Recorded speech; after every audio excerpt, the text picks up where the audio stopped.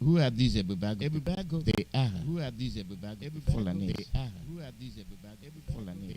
That the Eastern governors brought. That the Eastern governors brought. The 5 Eastern governors. They with wicked. They with the wicked. They that are terrorizing people. The same people are in terrorizing people. The same people are in Biafra area, killing people, burning homes. You see them burning homes. You see them. You won't believe what your eyes are seeing. But this is not an illusion. Your eyes are seeing. But this is not an illusion. It's reality. It's reality. And they are killing people. Today, Omar is saying, "Oh, let Ebubago and ESN join together to fight. ESN join together. Fight who? ESN join together. Fight who? ESN join together. Fight who? ESN join together. Fight who?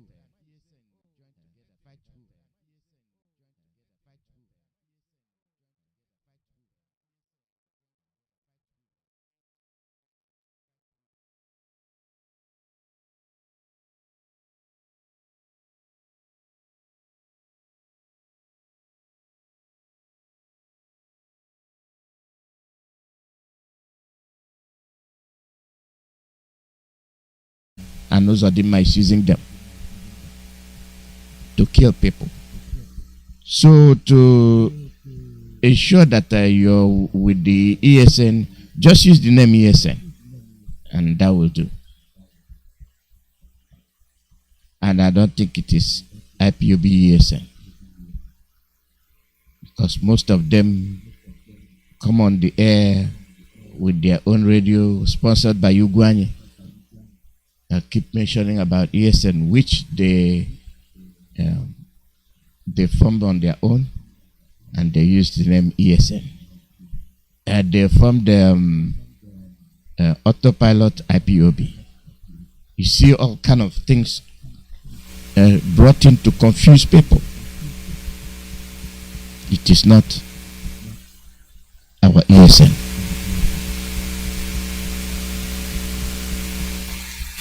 ESN don't respond to Ebubago. Our ESN. So don't get confused.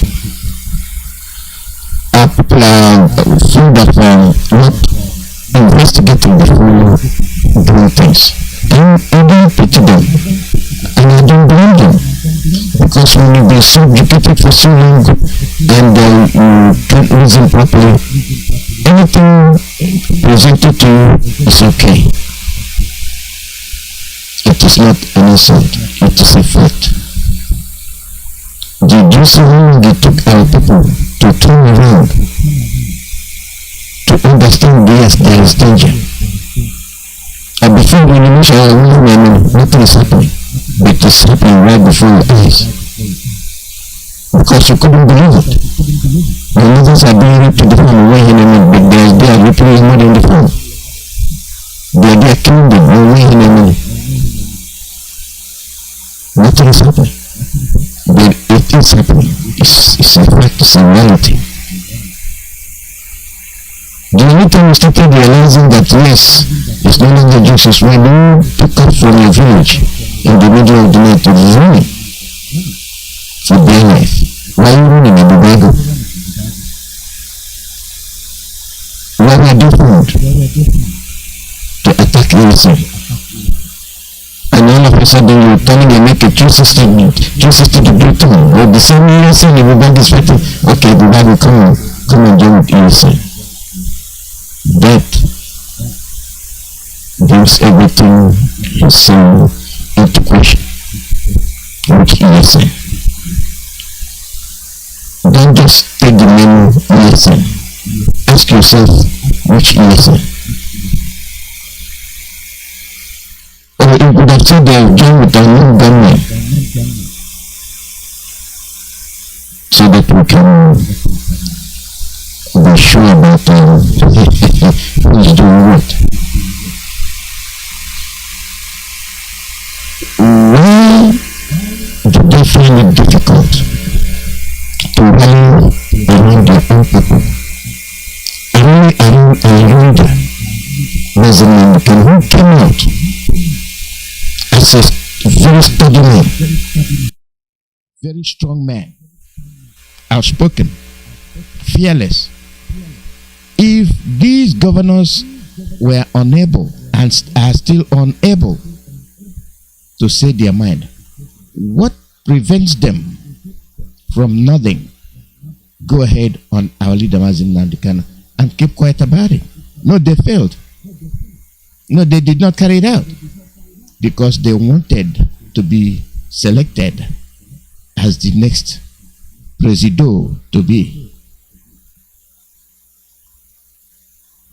They want to appease the Fulanis so as to enable them be the rightful candidates to be the 2023 presido. I think it's dawning on them that they are being played for a fool. Intelligence, being wise, being very discretionary when you are doing something. You know what to do, when to do it, and how to do it. Check what is happening in Europe. At least that can give many of us sense of reasoning.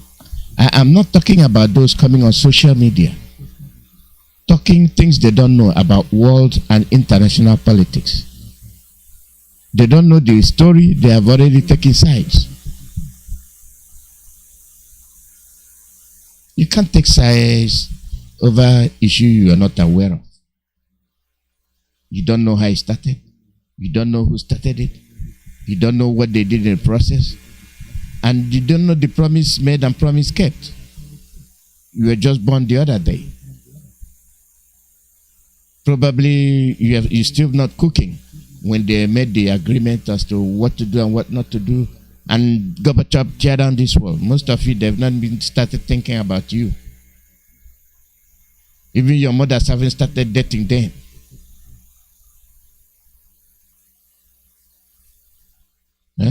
So you have to be 30 years,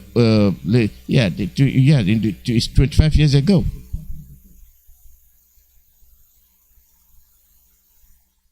That's when these issues came up. Just like the mentality of black people, mentality of black men, mentality of Africans. We don't pay attention.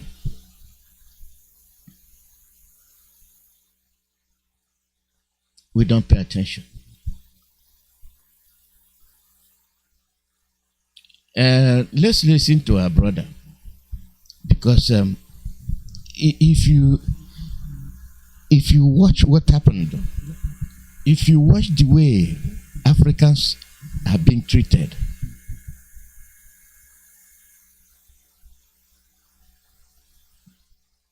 you will marvel.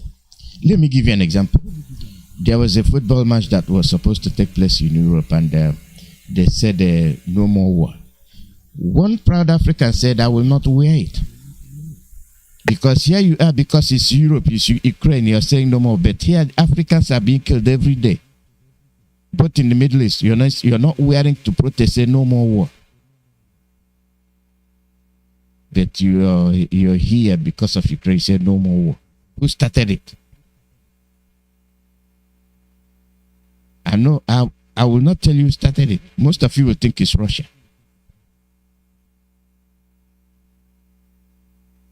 But the Americans themselves have started speaking out.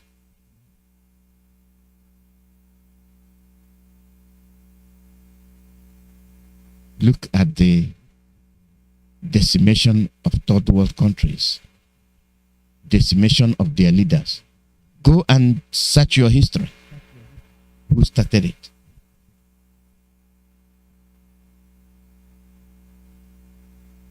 You think they will recognize you? They will not recognize you. You don't count. Most of you have been calling on the radio. Let UN help us. Let the Security Council, let Europe, let Spain, let France. Now you see their stand. Now you see that they hear you, but you don't count. Now you see that they see what is happening to you, but you don't count. They are the perpetrators. I used Mali as a case where the Malians have stood up to say enough of this rubbish is enough. But what about the zoo? What about the Niger area, Nigeria area, Niger area, River Niger area? You don't have any identity. If you have identity, you wouldn't be answering Nigeria. For the fact that you fear the British, you fear Britain, you can't stand on your own because you will lose the stipends they are giving you. They have your bulk of your wealth and they're giving you just some crumbs. You think they know you. They don't know you. You don't count. They don't see you. Every European youth is conscious about who he or she is, but not an African. The ones that are trying to get up, they are massacring them, destroying them.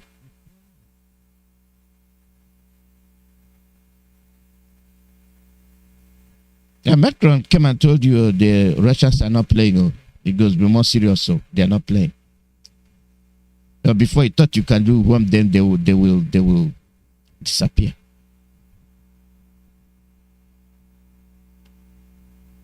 We are telling Biafrans, we are telling the Oduduwans, we are telling the Middle Beltans, get out of that Nigeria. Nobody put you there. You decided, let's say somebody put you there, Lord Lugard, but you have the legs to walk out. You have the hands to walk, do some things, and build a better place for you. You have the eyes to see where you're going. You have the ear to hear where the wind is blowing from. And you have the brain to make that decision. You can't continue blaming Britain. They put us in this mess. That is why we call them. But have we accomplished our own responsibility by walking away from this unholy union? No. Nigerians are still looking up to Britain to tell them what next. Master. Now you will understand if they know you or not. Now you will understand if they care for you or not. Listen to our brother. People do not care about our Tanzanianness or our Ghanaianness or our Kenyanness or our Ethiopianness. In their eyes, we are all Africans. Nobody cares about us. And brothers and sisters, if you want to know how weak we are, and we are weak, look at how we are treated.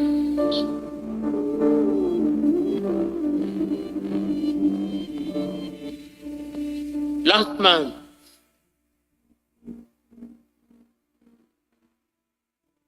the world met in New York. The General Assembly. When African heads of states and government are speaking, the hall is empty. Nobody bothers because they are saying nothing.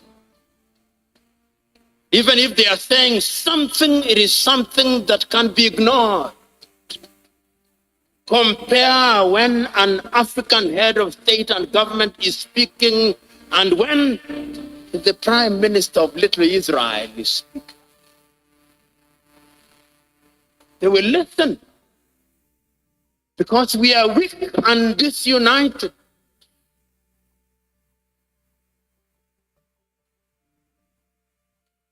So we have a weak continent because the spirit of Pan-Africanism disappeared.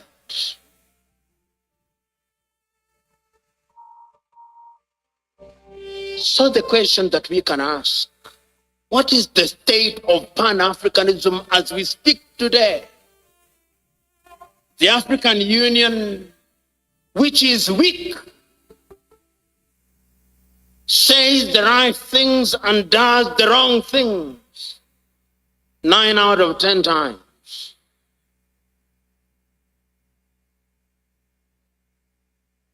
And what are the critical areas in which we are weak? We are weak politically because nobody listens to us. We are not trading with one another.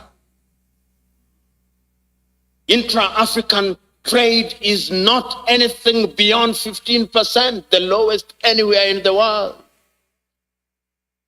If you look at all our sectors and look at them, look at our agriculture, almost all African countries are net food importers. There is not a single African country that is in meaningful technology. Not a single African country produces a mobile phone. Yet the single most important ingredient in mobile telephony is to be found in the Democratic Republic of Congo. Not a single African country produces a car other than assembling completely knocked down kits. There is no meaningful production of pharmaceutical products in Africa. And if there was any doubt, COVID exposed it. All African countries, the 55 of them, are waiting to either receive Sinovac from China, Sputnik from Russia, AstraZeneca, Johnson or Moderna. And we don't even know what they are because our bureaus of standardization don't know. If you ask the Ethiopian Bureau of Standards what they are asking us to be injected with, they do not know. They just believe it is a vaccine because the Americans have said so or because the Chinese have said so.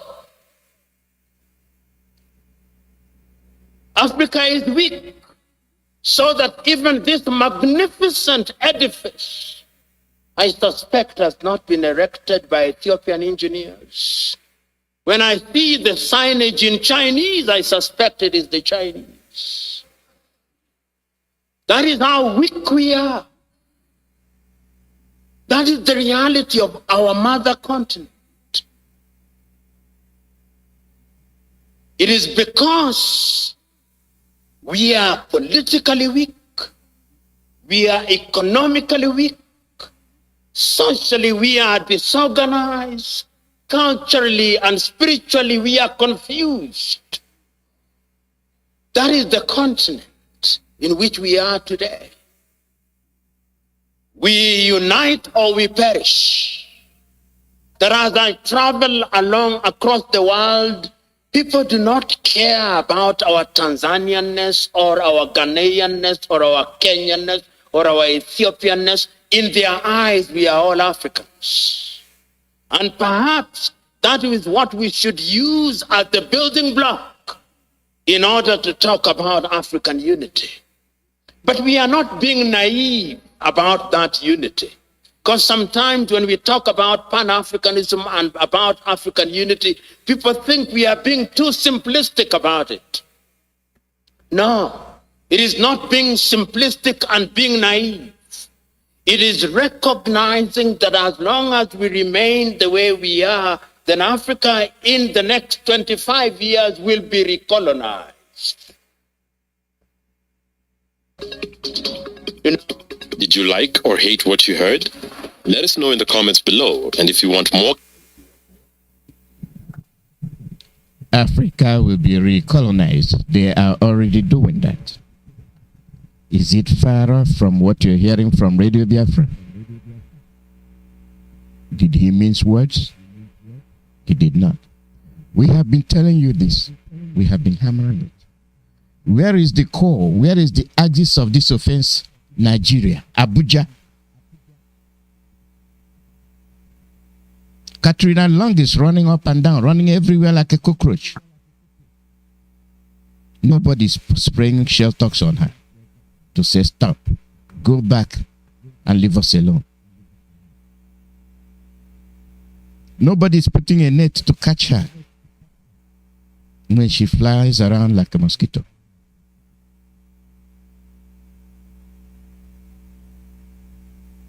Nobody's giving her bed to lie down and sleep and get back and catch the next flight. She dominates. She gives instructions. She calls the service chiefs. A counselor from Britain calling the service chiefs, telling them what to do. The brain of black people from Africa. You have the Senate, you have the law-making body in existence. They're there. Nobody's calling her to question. What are you doing here? What right do you have to summon the savage chiefs to give them instructions as to how to kill Biafrans? And they're doing it. You have the judiciary. They are not asking questions. You have the Senate. And you have the House Rep. They are not doing it. It is the mentality of the black people, the black Africans, Nigerians. The one that has the brain, the Biafran, open up his mouth to tell you, we can't go this way. We can't continue to roast ourselves. We can't continue to use the bullets given to us by the colonial masters to kill ourselves. We can't continue to do that. Let us have a referendum in a civilized manner. Let's say who wants to be where, and let that principle be executed. No, we want to be separate. Okay. How do we do it? You work out the frame, the procedures, the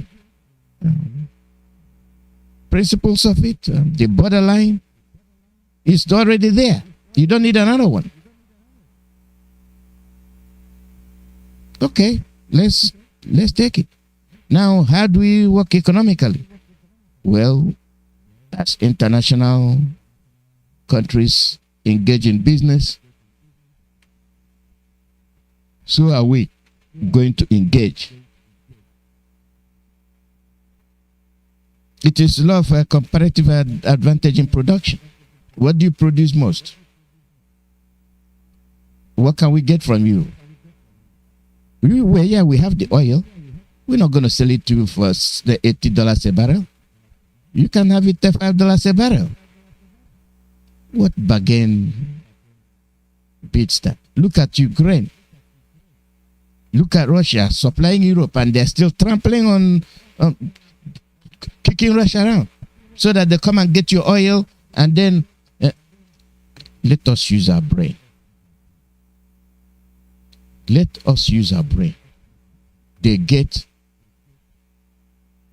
more of the power supply than we that have abundant resources. Have you heard, imagine why Congo is in a mess? Lumumba mentioned it to you. Materials for cell phone is why Congolese are being pitched against one another. They are killing themselves and they are getting the resources, taking the resources away and let you kill yourself. And then you have the or misinformed individuals, unable to reason. The same inferiority complex dominates their brain. They will start to write grammatically what they think. They come, they tell you, oh, coronavirus. All of a sudden, the thing annual copy, and the thing just died down.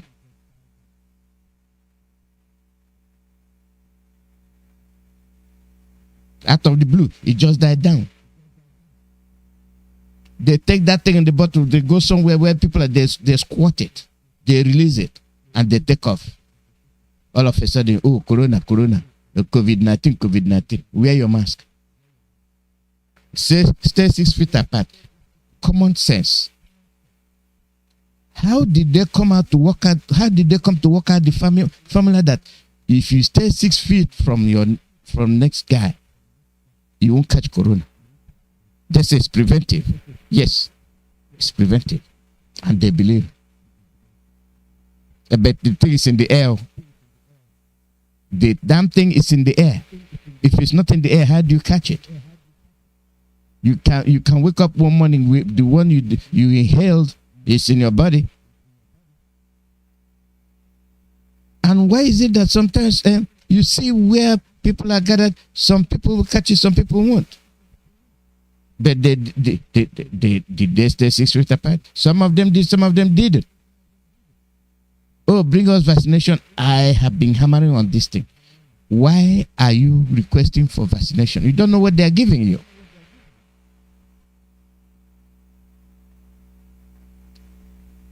You don't know what they're bringing to you. You feel they love you.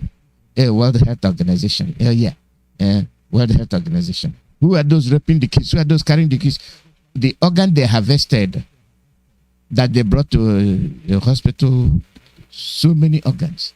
Oh, they say, thank you very much. Did they tell you where they got it from? Was it in Chad or Mali? You saw the children, they were ready to ship out. And they were intercepted. Did any of the African countries say that? AU, Lumina just mentioned AU. You hear me every day here, I mention AU. If these African leaders are who they say they are, why have they not taken the issue of Biafra? They know that the atrocities happening in Biafra land is more than what is happening in Ukraine.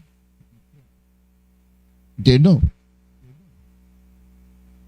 Did you hear Guterres say anything? No. The only thing is, we don't want refugees in Europe. Today they have refugees in Europe. In millions. But they don't want you because you're black. They are spooking you. They are putting confusion in your environment, destabilizing you. But they want you to stay there.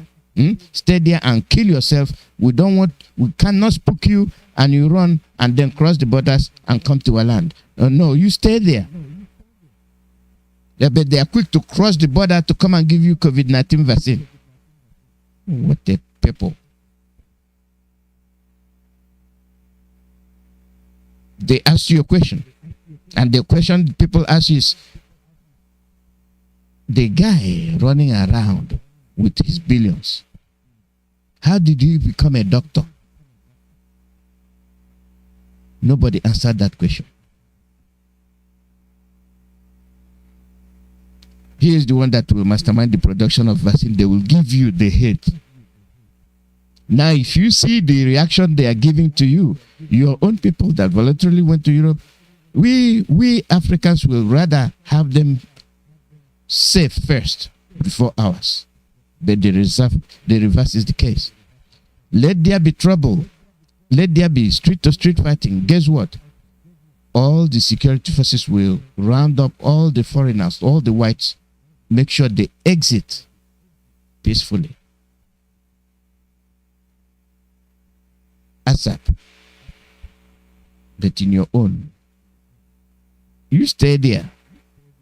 Let's get our own people to safety first before you. You don't count. They don't recognize you.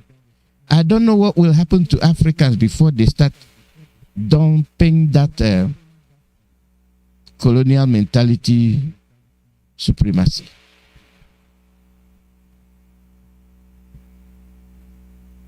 I don't know what it will take. As we speak, even some of the people of age and below still have that colonial mentality. inability to speak for yourself, inability to stand for what you believe in, inability to speak and criticize and stand by what you say.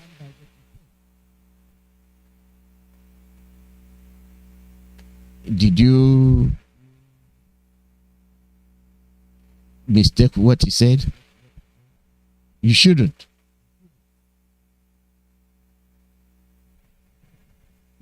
You're going to the United Nations General Assembly. You assemble to an empty room and you'll be speaking. Actually, the Sahel region, for preservation of human rights, and an empty room. They all leave you there. We don't listen to people that cannot reason. You make yourself inferior. People will regard you as unfit product, unfit individual, not suitable to be used. Just like the vaccine they give you, they say not to be dispensed in the US. Not to be dispensed in Europe. It's just for you, the Africans. Foolish people with no brain. We have our intellectuals.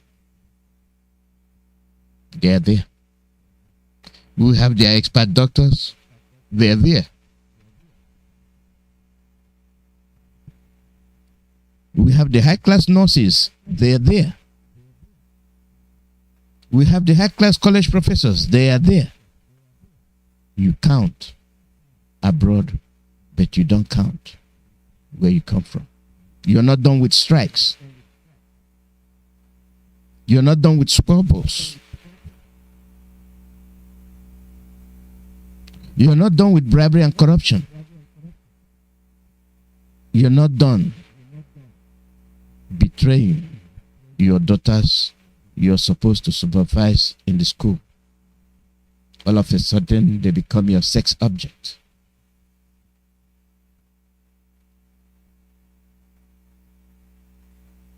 And we say we are headed somewhere. You're not going anywhere. AU is watching what is happening in Africa, in Nigeria, where genocide is taking place as we speak. No AU member has spoken. But they can stand for court trial about violence committed against Mazi Nnamdi and their word. Have they enforced it? No. Have they said that we're going to use AU army to stop what is happening in the zoo in Nigeria? Have they said that? No. You've not had anything from them.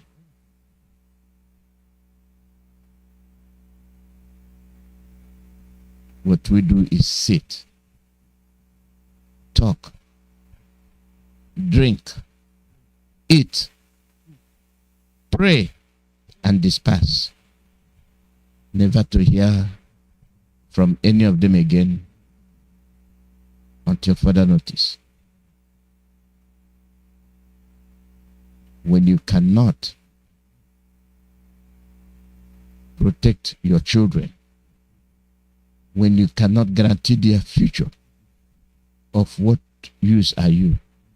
Of what use are you going to make to the international community? Absolutely nothing. You're just there to be seen.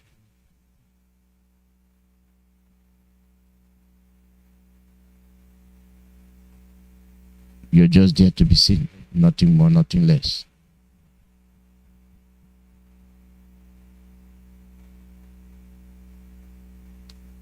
How far do we go?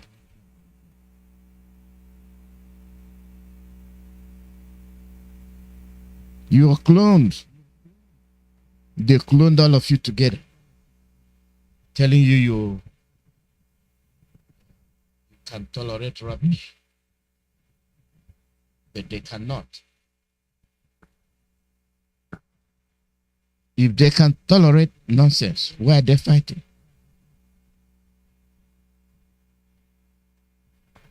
When we talk about politics, let me shock you, because most of you don't hear what is happening. The same way they deceive you and make policies for you, this is why you are where you are and will never move forward. This is to update our people who don't know what is happening. Tim, what's on your radar? Well, many of us did not believe Russia was going to invade Ukraine. Obviously, we got this one wrong. But for many years, people from policy experts to world leaders have been warning that the West's NATO expansion towards Ukraine would result in exactly what's happening now, Russia resorting to force to keep Ukraine out of NATO.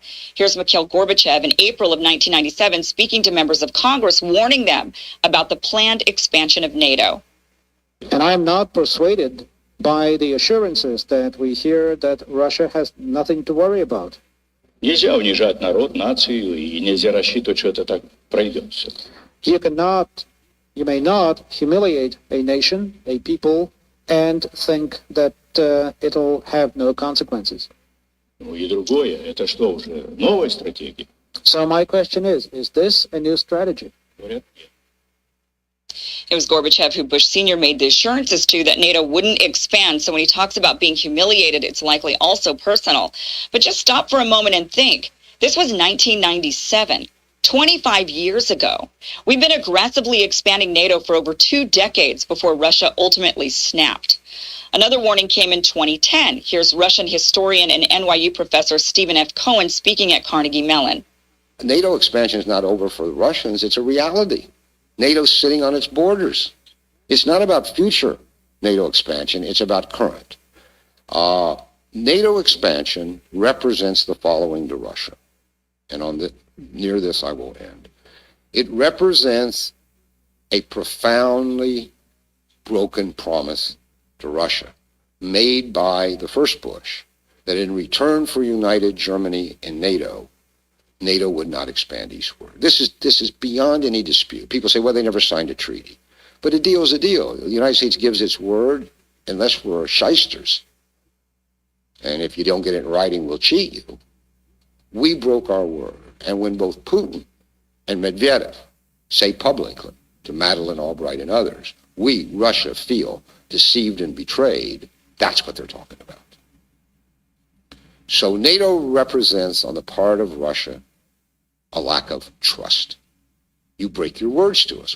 To what extent can we trust you? Secondly, it represents military encirclement. If you sit in the Kremlin and you look out at where NATO is and where they want to go, it's everywhere. It's everywhere on Russia's borders. So he makes a great point about honoring our word, even if it isn't in writing, unless we're a bunch of shysters, he says. And maybe we are. In 2015, international relations expert John Mersheimer talked about how we're purposefully baiting Ukraine to take a hard line with Russia under false promises of inviting them into the West. But I actually think that what's going on here is that the West is leading Ukraine down the primrose path. And the end result is that Ukraine is going to get wrecked. And I believe that the policy that I'm advocating, which is neutralizing Ukraine and then building it up economically and getting it out of the competition between Russia on one side and NATO on the other side, is the best thing that could happen to the Ukrainians. What we're doing is encouraging the Ukrainians to play tough with the Russians.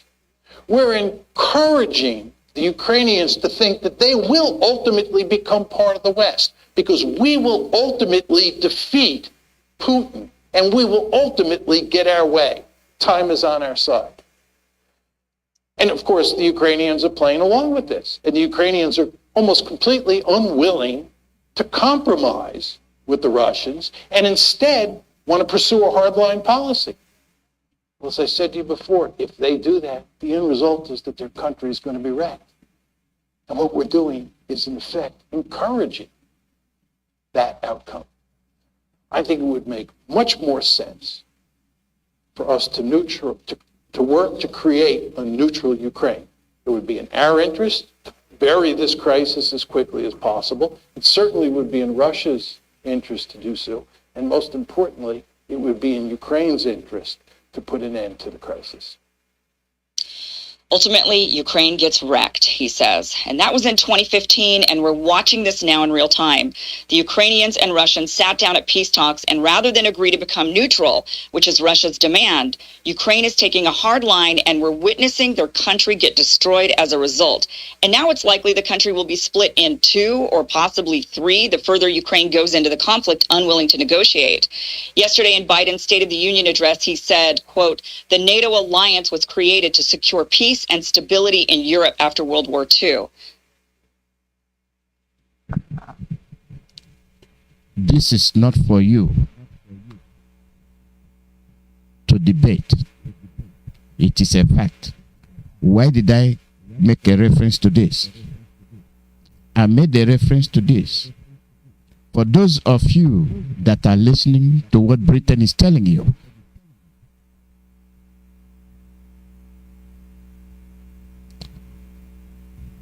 For decades, they have been telling you, you are the most populous nation in Africa. Oh yes, we are giant of Africa. The same Britain is telling you that your diversity is your strength, which is a lie. A blunt lie. Your diversity is a core reason why you must not be one. You are religiously not the same. This is the more reason why you must not be together. Because any offense, any mistake made against Muslims will result in bloodshed, which is happening. Attack on Christians are still ongoing. You are listening to Britain. I played this for you to see the role this Westerners play. If they love you so much, if they care for your well-being, what have they done to rescue the well-dead Nigerians with imaginary rod line, calling it boundaries? They want you to be one. They know you can never be one. They are giving you reasons that will make you run and find your home. They are telling you that those reasons are the more reason why you should be one, so that you will stay there and continue to smoke yourself. You get it?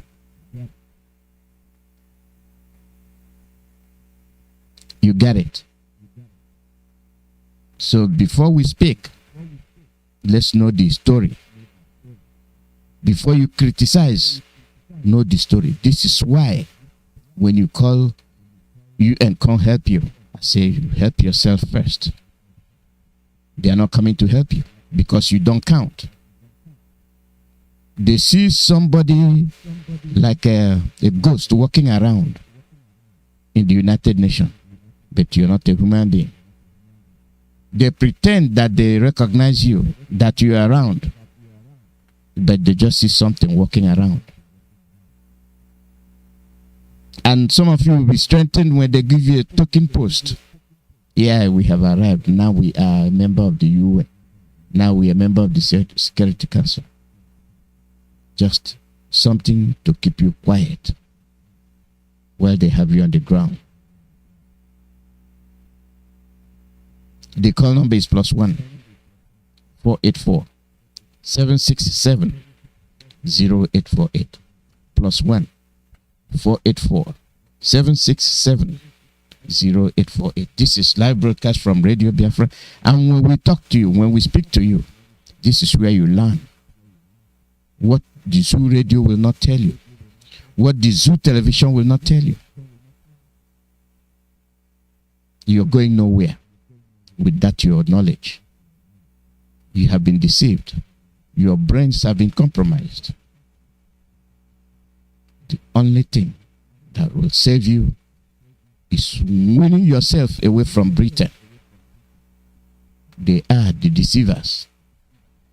They are the policymakers. They make these policies, making you to believe that they care about you. But they are telling you, go and kill yourself. That's what they are telling you.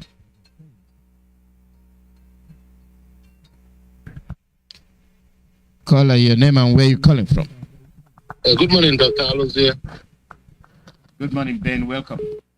Yes, sir. Thank you so much for your wonderful analysis. In fact, I'm so glad that we have people like you on the radio because of your daily activity of educating us. I wish, and I continue to wish, that people will have the guts to listen to Radio Biafra. My brother, during the time of Peter's broadcast, some people were calling and questioning why are we talking about what's going on in Ukraine. I tried to call him, but I was unsuccessful because of the numerous calls that were coming in. Like I've always said, what is happening in Ukraine is God sent. It's the work of Chukwokika Biama. It will only take people with deep spiritual instincts to be able to decipher what is going on and how it's squarely related to us. And if we are very smart, we can use it to our great advantage, because there is no way to justify, just like what you said about refugees. They don't want African refugees, but they open the doors immediately to Western refugees because of their skin color. That's exactly what's going on. So people were saying that we shouldn't side anyone. We're not siding. What we're doing is drawing an analogy to what is happening and how it affects us. You cannot tell me that you have AU, you have United Nations, you have all kinds, European Union, and a citizen of Britain was renditioned from all the way from Kenya, tortured for almost 8 days before being sent to Nigeria illegally. And today we still have him sitting in jail. And people are there saying that we shouldn't offend people. To hell with that. We've come to the point that the truth must be told. I like the spirit of Mandela. People should go and look at that man and Mugabe and see what this man, what they were able to say and what they said while they were alive. So what is going on is related to what is happening to us. We are seeing where Africans are considered like animals, while Europeans treat themselves as human beings. And the worst part of it all is that you see our people who are so stupid and naive singing their songs when in their own backyard, their own people have been murdered and killed. Can you imagine the number of people that have been killed? People that went through genocide in the 60s. Lost over 5 million people. Now, the same people are being killed again. And the world pretended from Pope to ordinary politicians that they don't know what is going on in Africa. Nobody wants to touch it, even with a 10-foot pole. They won't touch it. But look at Ukraine. How many people died in Ukraine so far? How many people, I'm asking the world, how many people have died in Ukraine? And all of a sudden, there's this outcry. There was a headline that they were analyzing headlines from international media. And see what they were writing there. These are not like Afghanistan babies or in the Africa. This is a blue-eyed white men and women suffering. These are, it's everything is centered on the color of the people that are suffering. It was obvious from the headlines of these newspapers that we're writing about these things, but then none of them has ever written anything about what's going on in Africa and Biafra. Amazonia is burning. DRC, Congo is burning. Sudan is burning. Mali is the marginalized. You name it. Every part and parcel of Africa is in their trouble. But nobody says anything about it. And we have useless African Union. Complete useless African Union. And we have a person, an Igbo man, in the name of Cardinal Arinze, in Rome. What is he doing there? Is he not an ambassador to Africa? What is he doing there? What are they discussing? Or are they just going there to be drinking tea and coffee? What is he doing? What purpose is that man there? I'm asking. When he cannot table the issues affecting Africa, not to talk about his own tribe. He witnessed the war. He played a part in that war. He witnessed the war. And he couldn't say anything. And when he was cornered in the Vatican, he said, we don't deal with politics, internal issues of countries. We don't deal with it. But it didn't take 2 days. The Pope already stated statement, lamenting about what is going on in Ukraine. When there hasn't even been somebody, any report of casualties. Who is deceiving who here, my brother?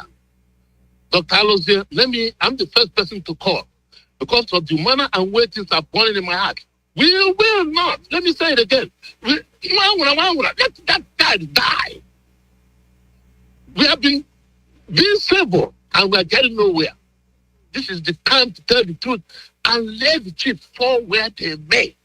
The truth must be told on this radio Biafra, the only radio in African world that is speaking the truth about what is going on in Africa. I wish people will know a lot about this radio. God bless you, Dr. Alozie. Keep up the good work. God will bless everybody that is out there in the radio, in any way or form, lamenting, shouting out the demise of the African people. We're all human beings. Nobody is superior than each other. God bless you, Dr. Alozie. Thank you. Thank you, Mazi. Yeah, it's for people to know. Because sometimes people are not well informed about what is happening. Call your name and where you calling from. Dr. Alozie, thank you for taking my call. You're speaking to a brother where I'm calling from Africa Sud. Welcome. Thank you, Dr. Alozie, for taking my call on this citadel of knowledge and prosperity. And Arc Convalent Radio Biafra of our Biafran. Thank you for taking my call. I greet my leader, Mazi Nnamdi Kanu, a prisoner of conscience. Biafrans, I greet you all. Thank you for taking my call, Mazi. You see, what you're talking this evening, you see, my problem is that this is why I say that we are like orphans. And this is why sometimes I speak in Igbo language. I said that if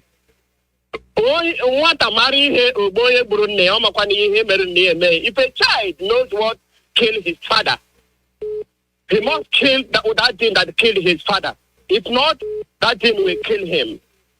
Because on analysis and all those things that we are talking, you can see that our problem are the people. I know it's a slip of tongue, or you know, sometimes you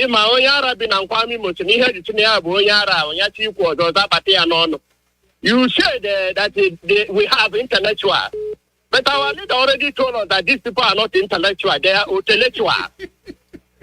Intellectual. I don't know how you are promoting them to, yeah. And I myself, I added them to prison warders. Do you see the trick is how they come? They ask you, Arinze, who is our own brother. Instead of you to say, no, let Pope say for himself, you put it in a way that Pope does not. Which means he's now defending even Pope. Instead of saying, please, I cannot say this because I'm under Pope. Can you ask Pope this question? He didn't do it.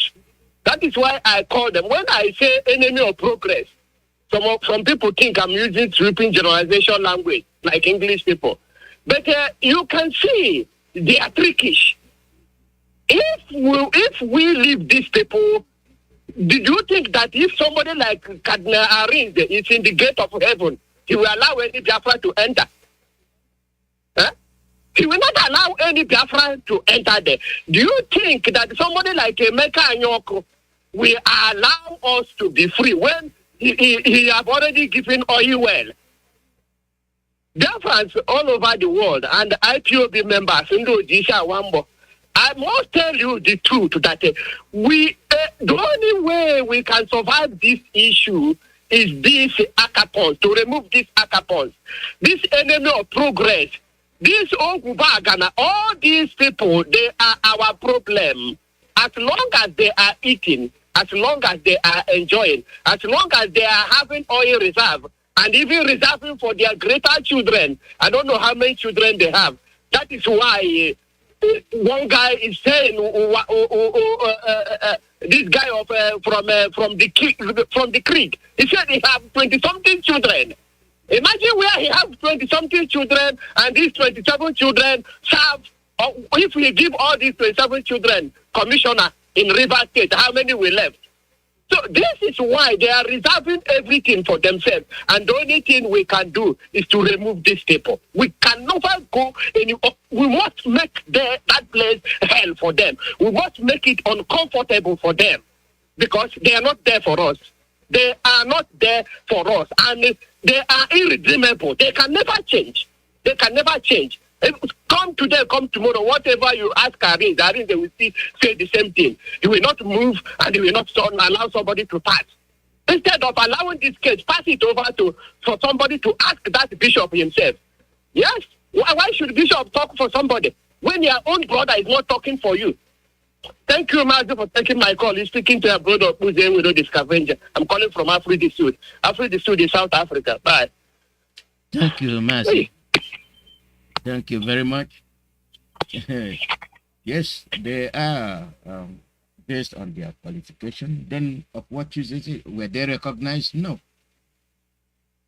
That's on the premise I use the intellectuals and the doctors and the professors. They will decide if they merit it or not. This is the way it is. Our people need to think further. They need to think deeper. They need to. Somebody cannot degrade you, put you in a situation where you become inferior, and you help them out with their policies.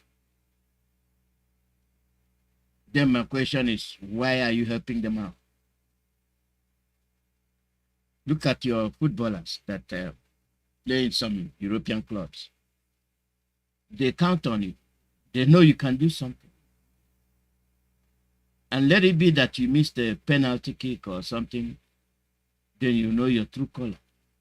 They will tell you exactly who you are, what brand of monkey you are, and how many bananas your stomach can take. Do they criticize them? No. Do they react that they still feel that way? No. Do they try to say, this is the people that are entertaining you? Why do you do that? No, they don't. They don't. They continue with what they're doing. They'll continue to do what they are doing with impunity.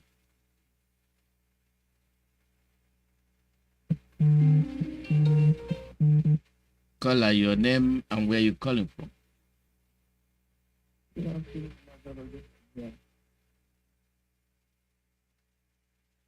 I'm not hearing you. Okay. My brother, God bless you.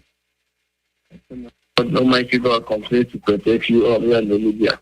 I just said our leader, that God will continue keeping him, strengthening him, no matter what he's passing through. And I know that he's the issue of our time. He lead us to our promised land, Biafra. Mazi Iyke, this is Nnamdi calling from the Republic. What I want to say this afternoon is all these our so-called politicians, those that claim that they are our leaders, why they are killing us. You know what I call them is Oche Baba. You know what called Oche Baba? It's where they push them, they will go. If they carry their leg, they are there. So that's what they are. You see what is going on. How they went all the way to Kenya and they bring their own brother, brought him back to hand it over to the enemy. Like as Joseph's brother sold him to Pharaoh. But all I know that victory is coming and they cannot stop it.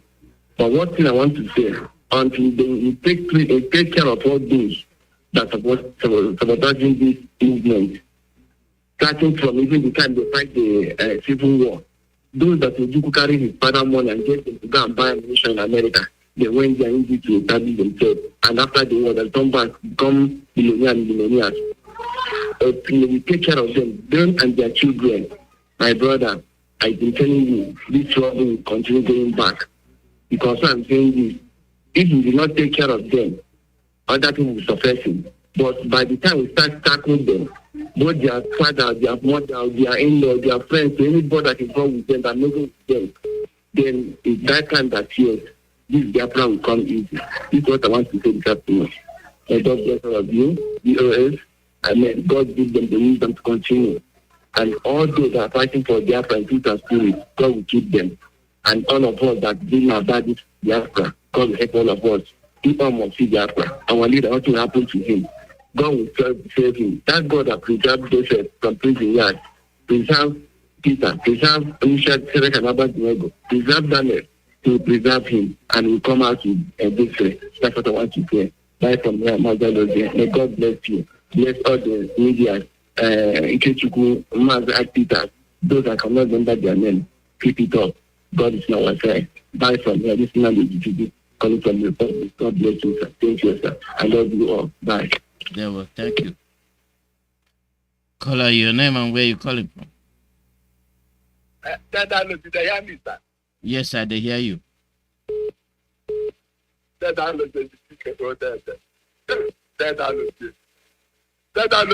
you to answer this call, that you go to Kadam again first. Will deal with you. You will see your fatherland confidently. You must come back to your fatherland. We are here.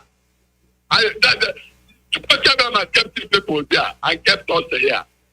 So that you people will be fighting for us there and we'll be fighting for you people here until we get our land back. Nobody will take it from us. Then we are more than mad. For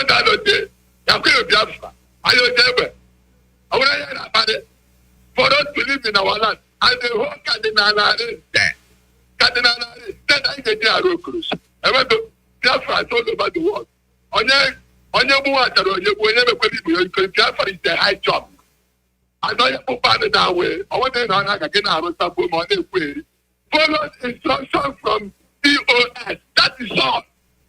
Anything that I think I may because Biafra is a project of heaven. It's not a man-made project. Nnamdi Kanu is sent from Chukwu to Kabiama direct. The God that owns this world and created every human race. And he has put in the fire there. Yeah, that's what the fire. Biafrans, if you know what is happening in Ukraine and Russia, if you put your eye there, if you try to put your eye without putting your eye in your own matter here, because they are killing us, and the Putin is doing his own job there. Ukraine is doing their own job today. This is our business. Our business is that United Nations kept silent, and they are killing us here. And today, Chukwu Kadama has been telling us. Before they will know what we are already here. We are not going anywhere. They want to help us. Let them help us today. With care. We must get it at the back. That's the thing. Chukwu Kadama is according to Genesis chapter 46 and the same Genesis chapter 47. Genesis chapter 46 and Genesis chapter 47. Exodus chapter 39 and the same Exodus chapter 40. We are the nation, the children of the Creator Himself, direct. Created to worship only Him. And our leader came here and they tell us, and we went to Kenya to kidnap our leader. Our leader, Nnamdi Kanu, his father, his mother, died. Everybody died. He goes to die. Biafra died. And all you can do for them is to go and join Sabotuan. We want you people more Sabotuan. Come. This is at home Monday. Only can you get more than Sabu. Why Jacob and his children went to Egypt because of what? Abomination. Abomination. Look at the lie is resulted. And for them to come back, whose side? Today, we travel with our money to Japan, but for them to come back and then I pay on there. But then they say, come and then everybody perish. We know the truth. Then I think them. I have all this shit them for a day. Then I give Joshua chapter 1 from verse 1 and the same Joshua chapter 2 from verse 1. Biafrans, Joshua chapter 1. Then I give to come and look down on us. Let's go keep saying I know I'm there. I know to come. I'm not saying. You see this oath. We will defend this oath. I will defend this platform. You see that Biafra. You see they will take care of her. They will come here. Then you will see her. This is that other day. They spot on their van now. What is them on the bridge now? Then other day, I don't know what she came back. However, I had the fuck on you. Then other day, we are here to educate us and we are here to get the common sense to prepare for what is to come. For the government here. Don't see that for our land here. They are dividing people to hold our leader. They are doing people more harm than they are writing down on the wall. And it's cracked on the bottom of our leader. Ukraine is for something. This Nigeria. Every living we vanish. Dara, look at Fulani, Biafrans, there, any letter said there was I need to get I'm putting the test from 18 years upwards. No going up. You see lot of them all put together different things in their life. But the plan of Fuma was doing then I don't know, then I don't know, but I can't get about who. Then I don't get to quite carry to my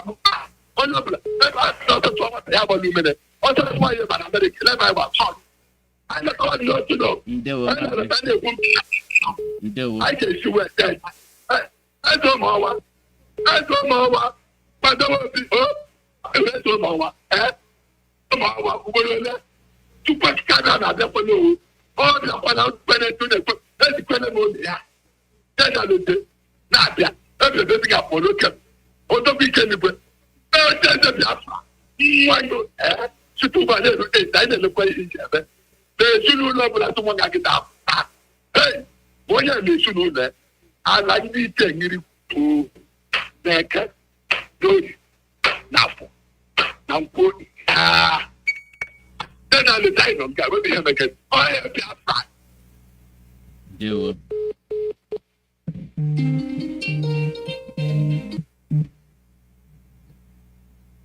Caller, your name and where you calling from? Mazi Iyke, good morning, sir. Good morning, Adani. Welcome. I salute you. I salute all my brothers and sisters. Thank you all so much for what you're doing. Mazi, you see what is going on in our world. All of these countries are, fighting for the interest of their country. Each and every one of them are fighting for their country at the expense of other countries. This Catriona Lang that is meeting with somebody that accepted amnesty, a militant, more to say a criminal, to the point of an ambassador to reduce herself, visiting someone that collected amnesty. It goes to show you that all they care is for the interest of their country. So the question for us now is, what are we doing to protect our own nation that was there before they showed up? So it's up to us to decide what we are doing for our nation every day. Are you giving 1 hour of your time each day, in things that you're good at to make sure that we restore our land? But most interestingly, I used to think that this Ebubago will be sent by the governors. Little did I know that communities will contribute as much as 25 million and more and bring in Ebubago into their own communities to kill their own people, burn people's houses, kill people that have only one son, kill them just like your community, Imaro, is contributing money to kill their own. So my message this morning, all these PGs that we have, that are gathering money to kill us, do they not have homes? If they are burning other people's houses and they are standing, I would tell all of us, we need to get up. If we don't, once they come into a community and burn somebody's house, I encourage those, our people in that community, go and burn the PG's houses.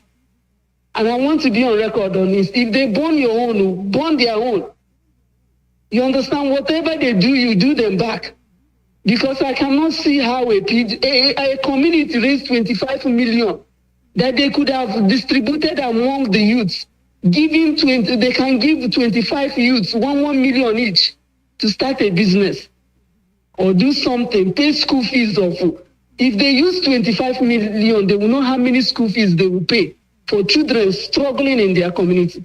Rather, they give it to Mieti Allah to come and kill their own. I cannot understand this, Mazi. But until our people in our community start addressing this, everybody's houses will be burnt and everybody will be killed. And at the end of the day, they are killing us for Britain, for them to live good life and housing and social security, good life at the expense of black blood. That's all I'm calling. I can't believe that a mother will carry a child for 9 months. After carrying that child for 9 months, Britain will pay you money to carry a child you've carried for 9 months in your belly to kill, and then you take money and kill your child. I don't understand. Thank you so much. I'm sorry if I raised my voice, but it just doesn't make sense. You okay? You Thank raise you. your voice, you're fine. It's all well. Thank you. Yeah. We all need to get up. If a house is burnt in a community, find the PG and burn their own. Because once we set one example with one PG that has burnt somebody's house, the next PG will not agree to collect money and give to people, to Mieti Allah to come and burn our own homes and kill people's only son and children. Thank you, sir, for all you do for us. Mazi. They were. It is action that brings a reaction with regard to what you're saying. We behave ourselves. We try to show that we are civilized. But the people that are killing us are supposed to be civilized. They're supposed to be administrators, but they cannot make decisions that will be beneficial to you.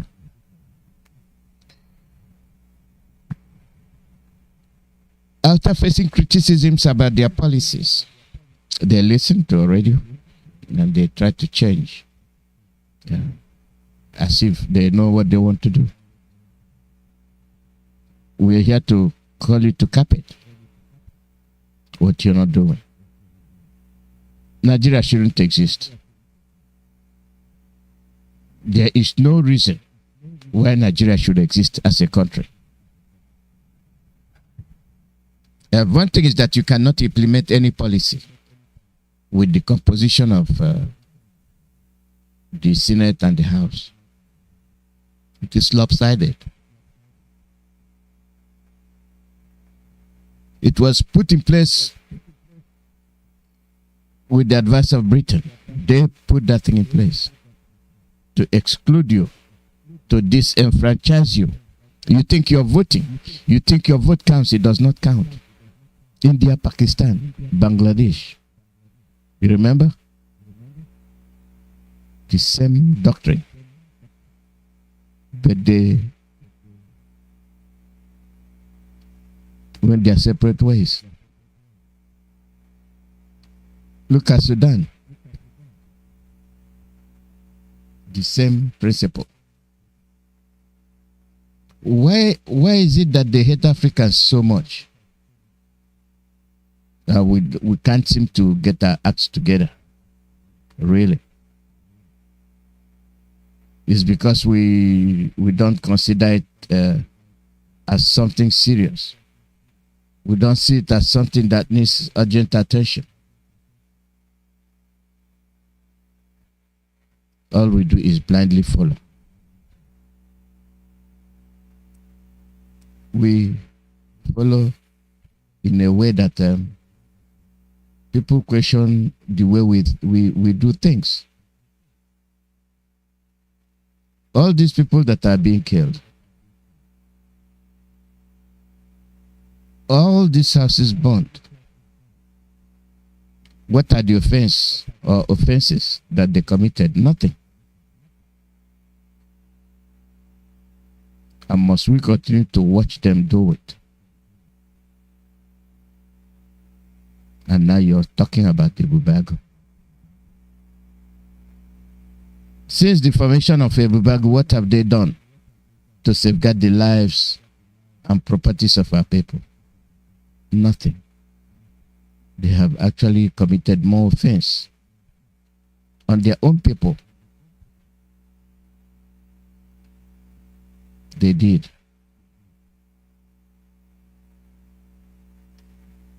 And when we have all these kind of things taking place, what do you say? Let the people know. Bring it to their attention so that they will understand that these things are not good.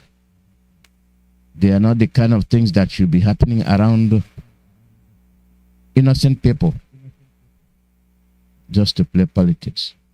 Look at their presidential campaign. It is who wants to and who does not want to. And that's the way they think it will work, and it will not. Caller, your name and where you calling from? Good afternoon, Mazi Iyke Alozie, calling from Edo State. Welcome.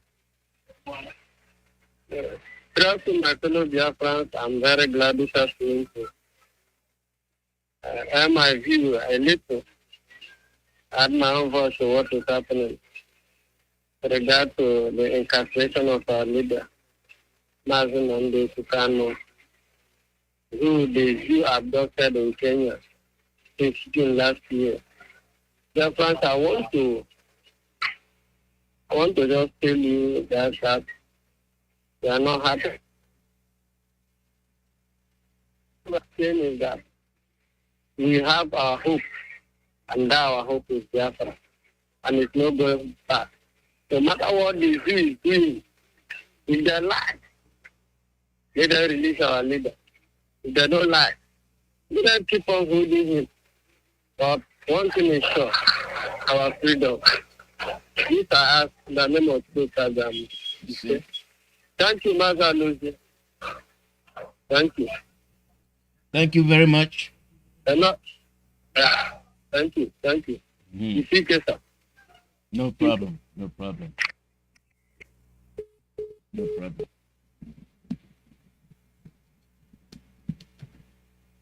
We look at the burning, destruction of properties. What reason do they have?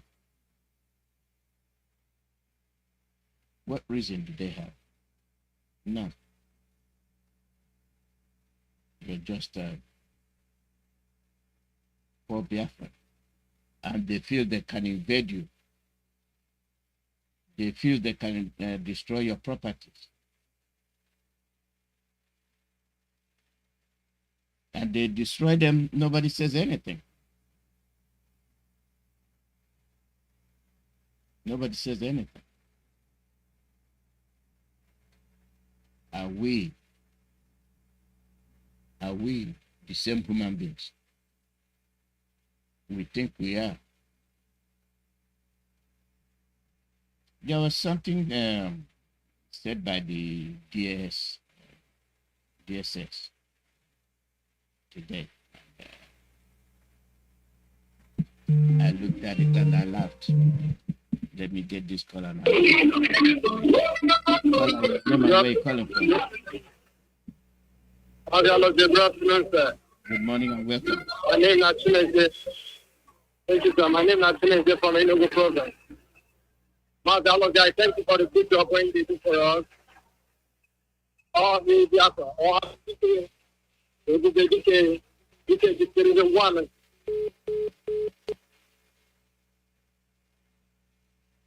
Something is wrong with your line. cut off. The DSS is saying that ISWAP training suicide bombers to attack Nigeria. Really? Really? Is that the mysterious bomb that have been exploding in Kaduna? Who are those? All of a sudden you have suicide bombing. Nigeria Department of State Services Security said that the Islamic State of West Africa province was training suicide bomber.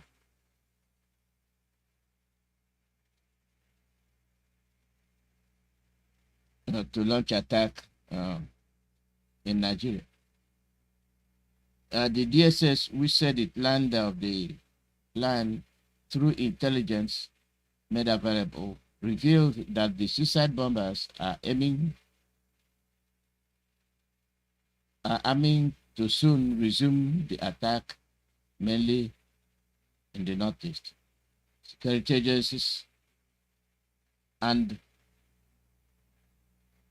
vulnerable communities are at the focus of the attack, said Babagana Gulam, director of DSS in Adamawa State. Now, look at it. They have intelligence of everything, but there's insecurity. They are creating more problems for the communities. Suicide bombing. It has become common again. And they know exactly where they will be operating, the Northeast. It never ends. This is the more reason why people should go to their respective regions and make amends. Know what is causing the insecurity and deal with it effectively. Because you cannot send an Igbo man to go and carry out activity in the north or in the northeast, and it will not be misconstrued. It will. Because for one, you are not a Muslim. 2, you're not from here. 3, you have different tribe. 4, you don't have anything in common with them. Why be there? Why be there? Why try to form something that doesn't exist? You talk about culture. Where was Armenia granted independence? For those of you that think you know, why did they grant Armenia independence? I mean, they created it real quick. It didn't take them a year. The problem came out, they say, okay, we know what to do. We're going to sanction, okay. We're going to give you independence. If they can do that to Armenia, why are they not doing the same to us? Why? Just for the reason, just for the sake of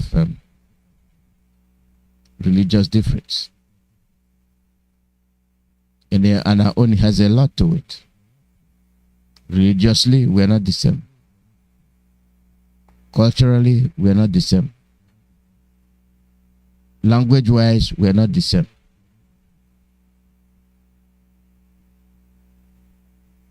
But you're telling us to be one. We have tried. It's not working. We have given it our best. It's not working. And you cannot continue postponing the inevitable. Britain should do the right thing, leave Nigeria alone. We have our independence. Not only that, we're a republic. We are Republic of Nigeria. The republicanism is meaningless. Has nothing to it. And I don't think it will. Caller, your name and where you calling from. Good evening, sir. Good evening from the Middle East. Welcome. You're speaking with John Chile. Go ahead. Dr. Alozie, I want to appreciate you once again. It's been a while, but I'm always online listening to what the events, what is unfolding. By the special grace of God, we thank God for preserving our leader, Mazi Nnamdi Kanu, the prophet of our time. And our prayer is that God Almighty will continue to strengthen him wherever he is. He said, Mazi, regarding what is happening in Ukraine, this is just, I call it a payback time, because evil shall never rule forever. They call themselves world power. World power. UK, America, they call themselves world power. But what is happening in Africa does not affect them. Look at Ukraine. The whole world, NATO, all of them, they have become their brothers. They kill people every day in Biafra land. I feel the right to the United Nations almost on daily basis. They kill people in the land of Amazonia. Nobody talks about it. But now, just within a period of 1 week, the whole world is shaking. They call themselves world powers. They think God Almighty is not alive until they start talking about Biafra, until they grant us referendum, until they mandate these fools in After Rock to give us referendum. You see this war that has started, it will never end. If they call themselves strong powers or what powers, let them try. And for any of their foreign troops inside Ukraine, Russia, God Almighty will destroy them through Russia. Let them start talking about Biafra. We need our freedom. That is that on that aspect. Regarding saboteurs in our land, we are not going to beg them to stop. Let them continue. We know where they are. We know where their children are, both overseas, all over the world. We know where they are. As we are dealing with them, we shall get hold of their children. So that, because you can't continue to kill other people's children and you expect you to be living a healthy life. It never happened. So God Almighty will continue to do his work, because what is happening now, I see it as the hand of God. And I want to assure all our people all over the world, Biafrans, true Biafrans and IPOB members all over the world, keep the faith strong. Let us not be distracted with what is happening in Ukraine, because our leader, Mazi Nnamdi Kanu, always told us never to be distracted, to be focused, especially this critical time. Victory is ours, and we shall get there in no distant time. Mazi Iyke, thank you so much. I want to thank our DOS. You guys are doing marvelous job. It's not easy. And all our presenters on daily basis. May God Almighty continue to strengthen you all. This is my prayer now and forever. Iyke. Thank you so much, Dr. Alozie.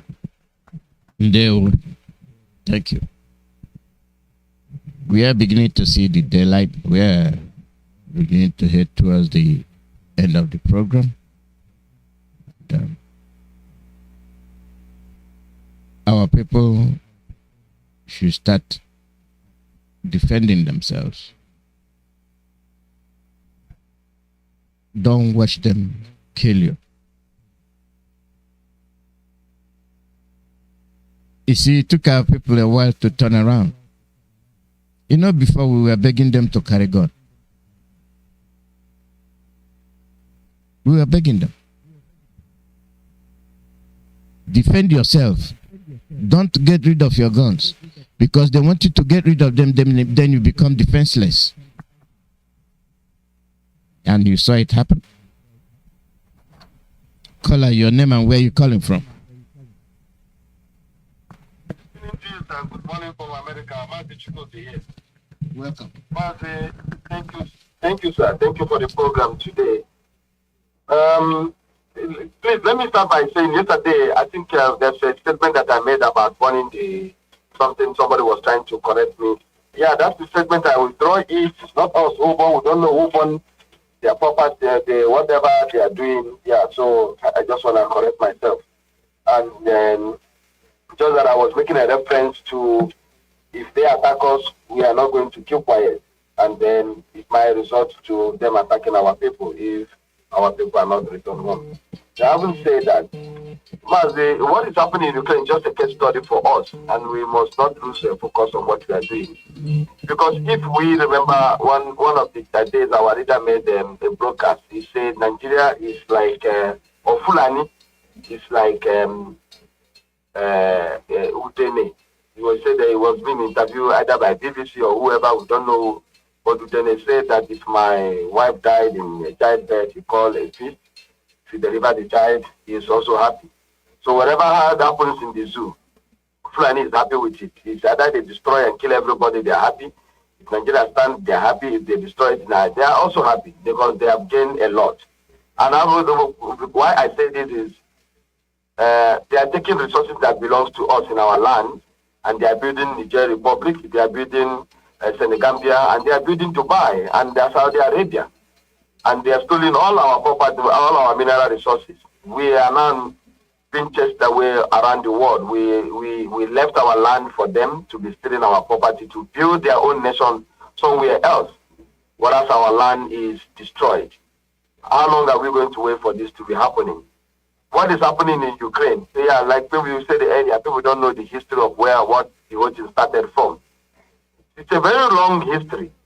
And our own is also a very long history because our Fulani people have killed us a lot. And Britain have killed our women in 1927 or thereabout, 1927. And they have been killing us. We've been a scapegoat. Whatever happened anywhere in the world, Biafrans will be killed. People were killed in Enugu just for holding a meeting. But Fulani is busy rampaging everywhere, and taking people's property. No one is asking them why. Nigeria is invading the north and the northeast, and also Biafra land.